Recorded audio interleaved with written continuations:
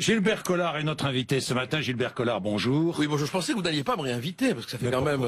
ça fait 3 mois depuis la dernière fois, là, depuis qu'on a parlé de la République. Vous savez, vous voulez que je vous dise quelque chose? Non. Vous savez pourquoi vous êtes invité? Non. Parce que Marion Maréchal Le Pen a refusé mon invitation. Elle était invitée vendredi. C'est ça. Alors vous me faites l'aveu que je suis un produit de remplacement. Parce que je suis direct. Toujours oui, plaisir. là, vous êtes un produit de remplacement. Monsieur Bourdin, vous êtes d'une amabilité de bon matin totale. Non, mais j'assume. Vous savez ce qui s'était passé? Ce qui s'est passé, c'est que vendredi, Marion Maréchal Le Pen devait venir, était invitée. Et tout à coup, j'ai reçu hier un message sur lequel, non, Marion ne peut pas, c'est pas possible et tout. Puis on a creusé, vous savez pourquoi elle ne vient pas? Non. Pour ne pas parler de l'avortement et des divergences qu'elle a si avec je comprends bien, Marine Le Pen. son émission a avorté. Exactement. Voilà. Oui, son émission a avorté. Et vous êtes là. Et c'est vous le faiseur d'ange. Voilà. Non, pas du tout. Mais c'est moi qui pose des questions à Gilbert Collard sur précisément ces divergences entre Marion Maréchal Le Pen et Marine Le Pen. Qu'est-ce que comme c'est étonnant, je ne pensais pas que vous alliez maintenant. Non, vous voyez pas du tout. Mais moi j'attends des réponses. Je m'y attendais tellement pas que j'ai préparé une petite fiche. Alors parce que vous avez vos papiers. Alors vous pouvez me les enlever. Parce que mais allez-y, vous pouvez me les enlever. On a fait le pari qu'il allait. On a fait le pari qu'il allait faire l'émission sans ses lentilles sèches. Vous savez. Non mais je vous les lâche. Non. Je vais vous dire. Je vous les lâche. Moi je travaille 2h30 la veille à mon interview. Non, c'est pas donc vrai. Je connais mes sujets. C'est vrai. Non, mais c'est vrai que vous les connaissez. Non, c'est vrai que vous connaissez très bien vos sujets. C'est vrai. Ouais. Je vous l'accorde. Alors, je vous pose la question sur Marion Maréchal. Oui, alors, quelle est la question? Pourquoi elle n'est pas venue? Non, pas pourquoi elle n'est pas venue, mais pourquoi dit-elle le contraire de ce que dit Marine Le Pen? Bon, alors, écoutez, on va essayer de répondre. Alors, allez-y. Franchement. Oui, franchement. Ce qui est difficile. Oui, moi j'aime bien ça. Ce qui est difficile dans cette époque de censeur. Oui. Bon. Marion, sur l'avortement, tient un propos qui n'est pas conforme au programme du Front National, puisque on est, nous, pour le remboursement total de l'IVG. Bon. Oui. Mais est-ce que pour autant Marion n'a pas le droit d'avoir une opinion? Voilà, c'est tout. Est-ce que on accepte que au sein des Républicains, au sein du Parti Socialiste, notamment dans le cadre de primaires, on voit des opinions divergentes sans que ça choque personne, alors que ça choquerait dès l'instant où quelqu'un au sein du Front National émet une opinion qui n'est pas l'opinion dominante. Elle a quand même le droit, Marion, d'avoir une opinion. Oui, mais elle a le droit de l'assumer aussi, son opinion. Elle l'assume, son opinion. Elle l'assume, mais elle l'assume pas totalement. Pourquoi? Par exemple, quand je veux lui en parler, elle refuse de venir en parler, donc elle ne l'assume pas totalement. Non, mais admettez, bon, il y a des divergences. Allez, respirez. Allez-y. Une petite inspiration, comme ça je peux répondre. Voilà. Allez-y. Si on ne vient pas chez Monsieur Bourdin, ça veut dire que on n'assume pas. Non. Si, c'est ce que vous voulez dire. Mais non, mais quand on accepte une invitation, quand vous acceptez une invitation, qu'est-ce que vous faites? Ben, je viens. Bon, ben voilà. Sauf si, moi aussi d'ailleurs. Sauf si au dernier moment j'ai des raisons de ne pas venir. Des raisons, quand on est malade ou autre, on peut ne pas venir. On peut arriver en retard aussi. Oui, c'est arrivé. D'ailleurs, on n'a pas fait l'interview quand c'est arrivé. Mais oui, là vous l'avez mal pris. Dites-moi. Non, mais revenons 30 secondes sur Marion. Non, c'est important. Oui, c'est important. C'est important parce que Marion tient sur l'avortement un propos qui n'est pas conforme au programme. La question qu'on doit se poser, c'est est-ce qu'on a une clause de conscience ou pas? Voilà. Vous êtes journaliste. Oui. On le sait, ça. On le sait. On vous le reconnaît en plus. Bon, vous savez ce que c'est la clause de conscience. Mais bien sûr. Bon, il vous est arrivé de l'appliquer dans votre vie ou pas? Toujours. Bon, voilà. Ça ne veut pas dire pour autant que vous êtes en guerre avec votre rédaction. Non, pas du tout. Alors sur des questions qui touchent à la conscience, comme l'avortement, la peine de mort, bon, on peut accepter le programme d'un parti et demander l'application de la clause de conscience sur tel ou tel point d'explication, voilà. Oui, mais Gilbert Collard, quand je fais jouer ma clause de conscience, je m'en vais. Elle n'est pas venue. Je quitte, mais je quitte mon parti ou je quitte mon entreprise. Si je ne suis pas d'accord, avec la ligne conduite par mon entreprise, je fais jouer ma clause de conscience et je m'en vais. C'est pas la ligne. Votre exemple, c'est pas la ligne. Mon exemple est excellent. Mon exemple est excellent, d'autant plus que tout à l'heure vous avez admis que vous aviez revendiqué à plusieurs reprises la clause de conscience et vous n'êtes pas parti pour autant. Non, j'ai une clause de conscience. J'ai une clause de conscience. Le jour où je fais jouer ma clause de conscience, je m'en vais. Mais vous n'êtes pas obligé de partir. Bon. Non, mais ce que je veux dire, sur des questions existentielles, on a le droit de le dire. Est-ce qu'elle doit, elle va voter, elle va faire la campagne de Marine Le Pen? Bien sûr. Est-ce qu'elle doit assumé le programme de Marine Le Pen. Voilà. Mais elle l'assume totalement, elle l'a toujours dit. Sauf sur une question qui touche, encore une fois, une question de conscience qui est le déremboursement de l'IVG. Bon. Est-ce que vous connaissez le coût de l'IVG? Passons à autre chose. Vous le connaissez, le coût de l'IVG? Non, je ne connais pas le coût. Chaque fois que je viens, je vous pose une question et vous n'arrivez pas à me répondre. Non, mais c'est dommage. Montrez vos fiches. Ah, voilà. Je l'ai préparé. Je suis comme vous, fiche contre fiche. Oui. Alors, et vous me répondez pas. Quoi, le coût de l'IVG? Moi, je l'ai noté. L'IVG chirurgical, c'est entre 463 et 644 euros. Voilà.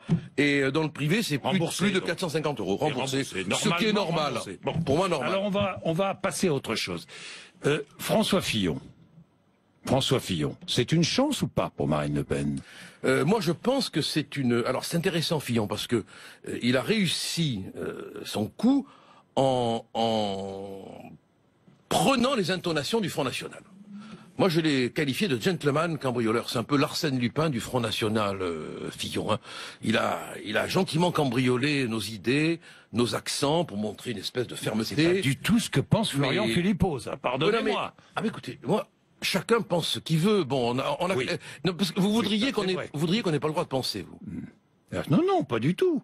Mais si, vous avez l'air étonné qu'il y ait une liberté de penser. Mais c'est très bien. Surtout quand vous êtes aux antipodes. Mais non, aux antipodes. On n'est pas aux l'un antipodes. de l'autre. Mais moi, je fais une analyse. Fillon, c'est un libéral, ultra-libéral, vous êtes d'accord? Non, mais laissez-moi. Alors allez-y. Moi, je veux bien jouer le jeu du télégraphiste, si vous voulez, je m'en fous. On fait du ping-pong, personne n'y comprend rien, c'est pas intelligent. Bon, là, on essaye, si vous voulez, d'avoir une analyse. Avec vous, c'est dur de finir. Bon. Alors allez-y. Fillon, finissez. Bon. Fillon a réussi son coup contre Juppé parce que il a utilisé des accents frontistes. Bon. Mais en réalité, c'est un faux dur. Je vous donne un exemple qui est très symbolique, mais qui manque pas de signification. Valérie Boyer. Vous voyez qui c'est? Oui. Bon, député des Bouches-du-Rhône. Le soir où M. Fillon est hissé au sommet des primaires, on la voit sur une chaîne de télévision, je dirais pas laquelle, arborée d'une manière très instrumentalisée une croix arménienne, très belle. Et puis il y a tout de suite une polémique. On se demande pourquoi du reste. Hein. Elle aurait eu un voile, il n'y aurait pas eu de polémique. Bon, elle a une croix, ça fait polémique. Il n'y aurait pas eu de polémique. Quelques minutes. Imaginons-la à la télévision un soir d'élection voilée. Il n'y aurait pas eu de polémique. Vous me direz. Vous-même, vous l'auriez engagé la polémique. Qu'est-ce que vous en savez, Gilbert? Qu'est-ce que vous en savez? Mais franchement. Non, c'est vrai que Valérie Boyer voilée, ça aurait. Oui. Ça aurait surpris Fillon. Bon, mais là, tout de suite, la polémique. Tout de suite. Bon. Et quelques minutes après, elle va sur une autre chaîne, elle a plus la croix. Elle l'a enlevée. Mais moi, je vais vous le dire, Monsieur Bourdin, si je porte une croix dans une émission de télévision, ou si je dis quelque chose, et qu'il y a polémique, je porte 2 croix. Et je viens les yeux dans les yeux vous confirmer que j'assume ce que j'ai dit. Ça vous je ne me dégonfle pas. À la télévision qui participe à un plateau, ça vous choque ou pas? Non, pas du tout. Non, mais je vous pose la question. Mais une femme qui porte des bigoudis et qui a un fichu sur la tête, vous allez lui demander de l'enlever? Moi, ce qui me gêne, c'est la burqa, c'est cette espèce de prison. Oui. Alors, Robert Ménard se sent proche de François Fillon. Vous avez j'ai vu ça, oui. Vous avez vu ça? J'ai vu ça, oui. J'ai vu ça, oui. Ça vous a surpris, ça? Oui. Alors, il a un peu évolué. Hein. J'ai vu ce matin là, qu'il a un peu clarifié sa position, mais il a le droit d'être proche de Fillon. Le problème, c'est de savoir. La victoire de nos idées. Le problème, c'est de savoir si Fillon se rapproche de Ménard. Non. Non. Qu'est-ce que vous en pensez? Je sais pas, je vous pas, mais moi. La réversibilité de la discussion est intéressante, non? Est-ce que Fillon se rapproche de Ménard? Moi, j'ai pas à vous répondre. Non, mais vous m'amusez. Mais excusez-moi, ça m'enrichit de vous écouter, moi. Vous m'amusez, oui, non. Comment oui, non? Mais bien sûr que oui. Mais moi, ce qui m'intéresse, c'est ce que dit Florian Philippot, qui est quand même vice-président. Un des vice-présidents. Oui, un des vice-présidents, mais enfin important quand même. Ah, très influent, important, quasiment influent. Très influent, oui. Trop influent? Non, pas du tout, parce que c'est pas non. Non, pas du tout. Non. Mais non, mais moi je suis pas de naturel jaloux, non. Non, mais il s'agit pas d'être jaloux. Non, lui nous dit François Fillon veut faire travailler les fonctionnaires sans les payer plus. Ouais.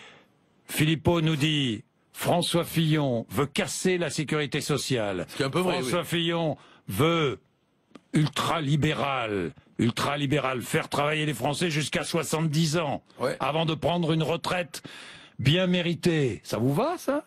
Non. Vous êtes d'accord avec Florian Philippot? Mais je suis d'accord dans la mesure où le programme, s'il l'applique, hein, de Fillon est quand même d'une inhumanité sociale totale. Bon, maintenant le programme Marine est la seule habilité à l'exposer et à le défendre, et elle le fera quand on connaît... C'est ce programme-là qu'elle doit défendre, Marine Le Pen. La retraite à 60 ans, la sortie de l'Union européenne, on quitte l'euro, c'est ce programme-là? Alors là vous simplifiez un peu... Plus d'État. Vous simplifiez un peu les choses. Qu'on sorte de l'Europe, je crois que c'est l'Europe qui nous sort en ce moment, quoi. Faut être clair, bon. Hein.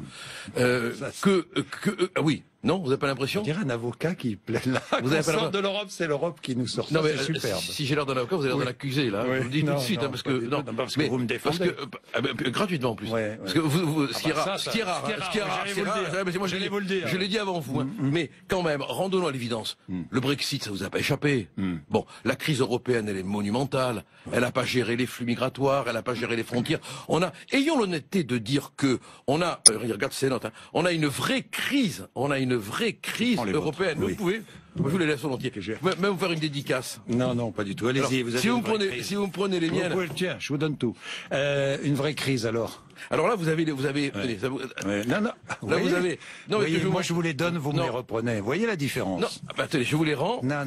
Oui, alors finissez. Je vous fais un petit mot. Alors, finissez sur l'Europe. Finissez sur l'Europe. Non, il a raison, Florian Philippot, quand il décrit ce que nous décrivons tous. C'est-à-dire une situation qui est exsangue. Voilà. Bon, est-ce que quelqu'un de sérieux peut considérer aujourd'hui que cette Europe peut tenir? Est-ce que vous avez le sentiment que telle qu'elle est aujourd'hui, avec sa dislocation, avec la porosité des frontières, l'inexistence des frontières, avec Schengen que tout le monde critique, est-ce que cette Europe peut tenir? Non. Alors, quand j'entends les partisans de l'Europe dire il faut réformer, il faut plus d'Europe, je leur pose la question toute naïve. Combien de temps il vous faut pour reconstruire l'Europe? 10 ans? 15 ans? Dans quel état elle sera dans 15 ans, l'Europe? Non, c'est foutu, C'était un beau rêve. C'était un beau rêve à côté duquel on est passé. Vous adhérez totalement au choix fait aujourd'hui par Marine Le Pen et par Florian Philippot. Mais non, on est bien d'accord. Mais moi, j'adhère totalement au choix fait par Marine, parce que c'est pas Florian qui est le patron du Front National. D'accord. C'est Marine, c'est elle qui décide, c'est elle qui dirige. Mais je ferai entendre ma voix le moment venu. C'est-à-dire qu'au moment où le programme sera exposé, s'il y a des points sur lesquels je ne suis pas d'accord... Il y a des points sur lesquels vous n'êtes pas d'accord. J'attends que Marine expose le programme. Oui. Je vais quand même pas me permettre, avant que la présidente ait fait l'exposé du programme, d'émettre des critiques. Mais je suis un homme libre, Monsieur Bourdin. Oui, ça je sais. Oui. Bon voilà, donc ce n'est pas Marine. Je me suis amusé d'ailleurs. Je regardais votre parcours politique. Alors si c'est Wikipédia, un homme libre. Wikipédia, c'est la connerie. Attention. Hein. Ah bon. Ils ont dit des bêtises. Hein. Ah bon. Je suis un homme libre. Bon, sur mon parcours, par exemple. Mais sur votre passé au Parti socialiste. Voilà. Mais sinon, moi, j'étais membre Vous avez été membre du PS. Je l'assume et je reconnais même que je suis parti. Vous avez dû le lire quand Bernard Tapie est arrivé. Oui, exactement. Vous avez même fait la campagne de l'adversaire de Bernard Tapie. Voilà. Et j'ai pas besoin de notes. Voilà, tout à fait. Parce que j'ai une bonne mémoire. J'ai trouvé absolument inconcevable que on se dise socialiste avec un Bernard Tapie dans les valises. Dans les valises. Vous détestez Bernard Tapie? Non, pas du tout. Je ne déteste personne, moi. Personne. Non, il m'arrive même de me fâcher avec quelqu'un et d'oublier pourquoi je suis fâché, voyez-vous. Vous avez même été candidat à Vichy, j'ai vu ça. Oui, parce que mon grand-père était le maréchal. 2 fois même. Oui, 2 fois. Vous avez même été élu municipal à Vichy. J'ai fait un très beau score. Vous n'avez jamais siégé d'ailleurs. J'ai fait un très beau score. Un très beau score. Oui. Oui. Bon. Voilà. Et pourquoi Vichy ça vous Non, comme ça. Non, mais je dis à Vichy, ça pourrait être. Non, mais je vous le dis parce que mon arrière-grand-père était sans doute Pétain, quoi. Non. Mais vous voyez tout de suite. Voilà, vous voyez tout de suite. Et voilà. Vous voyez tout de suite. Non, Gilbert Collard, soyons sérieux. Parce que c'est reprenez vos notes, parce que là vous... Non, j'en veux pas de notes. Je veux pas du tout. Bernard Cazeneuve, nouveau Premier ministre. Vous avez porté, je trouve, des accusations assez graves. Ce ne sont pas des accusations. Non. Ce sont des jugements. C'est quoi? Quel est votre jugement? Écoutez, moi je trouve que... on va faire simple. Hein. Oui. Un ministre de l'Intérieur qui réussit à faire descendre toutes les forces de police dans la rue, c'est un ministre de l'Intérieur qui a échoué. Mais pourquoi est-ce que les forces de police sont descendues dans la rue? Elles sont descendues dans la rue parce qu'elles se plaignaient du manque de moyens. Oui. J'ai entendu, moi, c'était incroyable, c'était surréaliste. Monsieur Valls après l'agression contre les 2 policières au pied de la caméra, dire on va prendre des mesures, les policiers désormais auront des tenues inifugées. On va prendre des véhicules qui résisteront aux coups de caillasse. Alors que faites-vous? Non, mais... Que faites-vous? Vous êtes au pouvoir, Marine Le Pen au pouvoir, que fait-elle? Elle embauche des policiers, que doit-elle faire? Ah non, mais j'ai une chose. Demain, moi je prendrai mes responsabilités. Hein. Je mets le paquet sur les cités. Regardez à Marseille. C'est-à-dire comment? C'est-à-dire qu'on installe dans les cités des gendarmeries, des instances de police qui tiennent le coup. On met le paquet pour que dans les cités, il y ait l'ordre républicain. Vous avez quand même vu ce qui se passe à Marseille. Bon, c'est absolument désastreux de voir les règlements de compte à répétition. Il n'y a pas d'ordre républicain dans les cités. On a des poudrières. Et on n'ose pas y aller. Il faut prendre le courage d'y aller, d'installer, et ça va pas être facile, hein. Mais le premier qui bouge... On tire. Ah, ça c'est votre responsabilité. Non, hein. Non, je vous pose la question. On l'arrête. Non, on l'arrête. On l'arrête, oui. Non, mais c'est vous qui avez dit on tire, hein. Non, mais je vous pose la question. On tire, point d'interrogation. On l'arrête, mais pourquoi vous êtes extrémiste à ce point? Dites-moi... Non, on tire pas, on l'arrête. On est en République. Sur les notes que vous protégez, j'ai vu 237 morts. Oui. Ça veut dire quoi, 237 morts? Je voulais simplement... C'était pour me rappeler de vous dire que M. Cazeneuve a ce bilan. Il a ce bilan. Voilà. Il a sur la conscience 237 morts dus aux attentats terroristes. C'est lui qui est responsable des 237 morts. Je vous pose la question. Non, attendez, je vous ai jamais dit qu'il était responsable directement, mais j'ai vu comme vous les reportages qui ont été faits sur les attentats. J'ai entendu les familles se plaindre. Mais oui. J'ai vu des familles se constituer même partie civile pour dénoncer la manière dont les attentats ont été, entre guillemets, le terme est effroyable, gérés. Bon, sur le Bataclan, pour ne prendre qu'un exemple, on a vu le désordre monumental qui a régné, notamment dans les communications. Dans les communications, vous êtes au courant quand même. Non, mais ça, je suis au courant. Comme ça, Gilbert Collard, c'est-à-dire que vous rendez quand même responsable le ministre de l'Intérieur de ces 237 morts? Mais non, je vous pose la question. Vous m'avez posé la question 2 fois, mais la surdité doit arriver. Je vous ai répondu 2 fois non, parce qu'on ne peut pas rendre un homme directement responsable des conséquences d'un attentat en général, mais dans la gestion à Nice, à Paris et chaque fois... La gestion après l'attentat. Non, pendant, quand vous voyez la manière dont les forces de l'ordre ont été réparties, la manière dont elles sont intervenues, la manière dont les communications ont été complètement brouillées pendant l'attentat du Bataclan, vous vous dites que rien n'était prévu. Et je veux dire, ce que je reproche à Cazeneuve, c'est pas le nombre de morts, ce serait complètement fou, c'est d'avoir rien anticipé. Cet homme n'a rien anticipé. Gouverner, c'est prévoir. Il aurait dû, sachant que les attentats allaient nous frapper, au moins mettre de l'ordre dans les communications internes de la police sur la capitale, ce qui n'a même pas été fait. Les standards de la police, vous le savez quand même, ont été débordés. Les communications n'ont plus fonctionné. On ne savait même pas où était le point de choc. Les véhicules convergeaient à des endroits différents. Gilbert Collard, la nomination de Bernard Cazeneuve,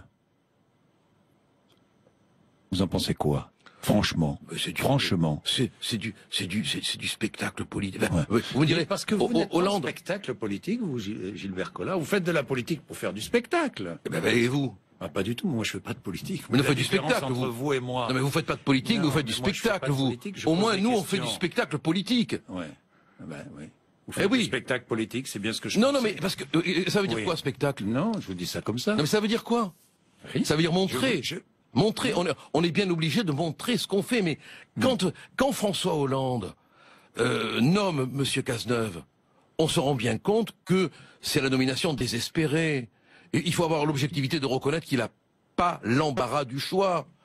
Bon, qu'il pouvait nommer. Alors il nomme Pépère, celui qui est le plus tranquille, celui qui ne lui fera pas d'ennui, celui qui ne le poignardera pas dans le dos. Merci Gilbert Collard. C'est toujours un plaisir de répondre à vos invitations. Alors, quand un invité vous manquera, n'hésitez pas à m'appeler.